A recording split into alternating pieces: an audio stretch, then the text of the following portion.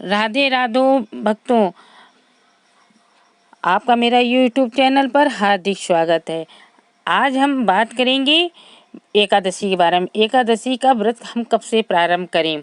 एकादशी का व्रत हम मार्गशीर्ष की कृष्ण पक्ष एकादशी उत्पन्ना एकादशी से प्रारंभ करें और इसी दिन एकादशी का जन्म हुआ था, इसीलिए इसका नाम उत्पन्ना एकादशी है।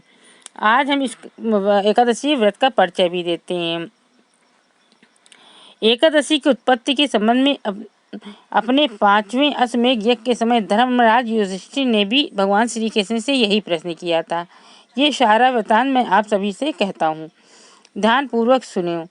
एक वर्ष में 12 महीने होते हैं और एक महीने में 2 एकादशी होती है। सो एक वर्ष में 24 एकादशी हुई। जिस वर्ष में लौंद मास पड़ता है उस वर्ष में 2 एकादशी और बढ़ जाती।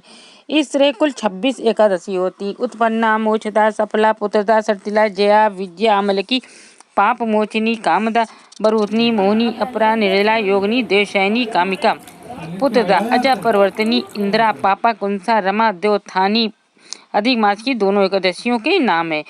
25 पद्मनी और परमा, ये सब एकादशी यथा नाम तथा फल देने वाली हैं। अब एकादशी का महात्म्य सुनिए। हे ऋषियों, जो पुण्य चंद्र या सूर्य ग्रहण में स्नान या दान से होता है तथा जो पुण्य अन्न, जल, स्वर्ण, भूमि, गौ तथा कन्यादान तथा अश्वमेध आदि यज्ञ करने से होता है, जो पुण्य तीर्थ यात्रा तथा कठिन तपस्या करने से होता है, उससे अधिक पुण्य एकादशी व्रत रखने से होता है। एकादशी व्रत रखने से शरीर स्वस्थ रहता है, अंतर मन की मैल धुल जाती है, हृदय शुद्ध हो जाता है, श्रद्धा भक्ति उत्पन्न हो जाती है। प्रभु को प्रसन्न करने का मुख्य साधन एकादशी का व्रत है। एकादशी व्रत करने वाले के पितर योनि को त्याग कर स्वर्ग में चले जाते। एकादशी व्रत करने वाले के 10 पुर के पितृपक्ष के, 10 पुर के मातृपक्ष के और 10 पुर के पत्नी पक्ष को वैकुंठ को प्राप्त होते हैं।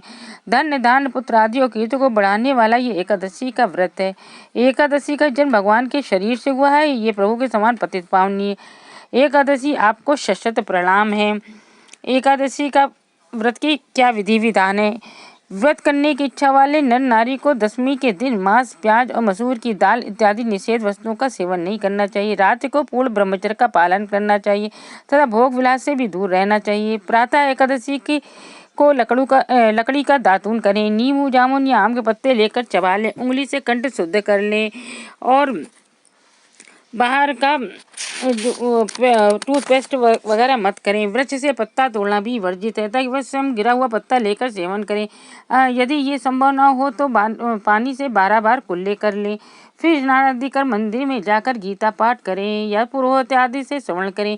प्रभु के सामने इस प्रकार प्रण करना चाहिए कि आज मैं चोर, पाखंडी और दुराचारी मनुष्य से बात नहीं करूंगा और न ही किसी का दिल दुखाऊंगा। गौ, ब्राह्मण आदि का फलारवा अन्न आदि देकर प्रसन्न करूंगा। रात्रि को जागरण कर कीर्तन करूंगा। ओम नमो भगवते वासुदेवाय इस 12 अक्षर मंत्र का जाप करूंगा। राम, कृष्ण, नारायण इत्यादि विष्णु सहस्र नाम का कंठ का भूषण बनाऊंगा। ऐसी प्रतिज्ञा करके श्री विष्णु भगवान का स्मरण कर प्रार्थना करेंगे। हे त्रिलोकपति, मेरी लाज आपके हाथ में है, अतः मुझे इस प्रण को पूरा करने की शक्ति प्रदान करना। यदि भूलवश किसी निंदक से बात कर बैठे तो उसका दोष दूर करने के लिए भगवान सूर्य नारायण के दर्शन तथा धूप दीप से श्री हरि का पूजा कर क्षमा मांग लेनी चाहिए। एकादशी के दिन घर में झाड़ू नहीं लगानी चाहिए। चींटी आदि सूक्ष्म जीवों की मृत्यु का भय रहता है। इस दिन बाल नहीं कटवाने चाहिए और न अधिक बोलना चाहिए। अधिक बोलने से मुख से न बोलने योग्य वचन भी निकल जाते हैं। इस दिन यथाशक्ति अन्न दान नहीं करना चाहिए। जो हम खाते हैं उसी को दान करना चाहिए। झूठ, कपट आदि कुकर्मों से नितांत दूर रहना चाहिए। दशमी के साथ मिली हुई एकादशी व्रत मानी जाती है। शिव उपासक तो इसको मान लेते हैं, किंतु वैष्णव को योग द्वादशी में से मिली हुई एकादशी का ही व्रत करना चाहिए और त्रयोदशी आने से पहले पूर्व में व्रत का पारण करें। फलाहारी को गोभी, गाजर, सलजम, पालक, कुल्फा का साग इत्यादि का सेवन नहीं करना चाहिए और आम, अंगूर, केला, बादाम, पिस्ता इत्यादि अमृत फलों का सेवन करना चाहिए। प्रत्येक वस्तु प्रभु को भोग लगाकर तथा तुलसी दल छोड़कर ग्रहण करनी चाहिए। द्वादशी के दिन ब्राह्मणों को मिष्टान, दक्षिणा आदि से प्रसन्न कर परिक्रमा ले लेनी चाहिए। किसी संबंधी की मृत्यु हो जाए तो उस दिन एकादशी व्रत रखकर उसका फल उसे संकल्प कर देना चाहिए और श्री गंगा जी में पुष्प अस्थि में प्रवाह करने पर भी एकादशी व्रत रखकर फल प्राणी के निमित्त दे देना चाहिए। प्राणी मात्र का अंतर्यामी का अवतार समझ किसी से छल कपट नहीं करना चाहिए। मधुर वाणी बोलनी चाहिए। अपना अपमान करने या कटु वचन बोलने वाले को भी आशीर्वाद देना चाहिए। भूल कर भी क्रोध नहीं करना चाहिए। क्रोध चंडाल का अवतार है। आप देवता रूप ही संतोष कर देना चाहिए। संतोष का फल सर्वदा मधुर होता है। सत्य भाषण करना चाहिए तो मन में दया रखनी चाहिए। इस विधि से व्रत करने वाला द्विफल को प्राप्त करता है।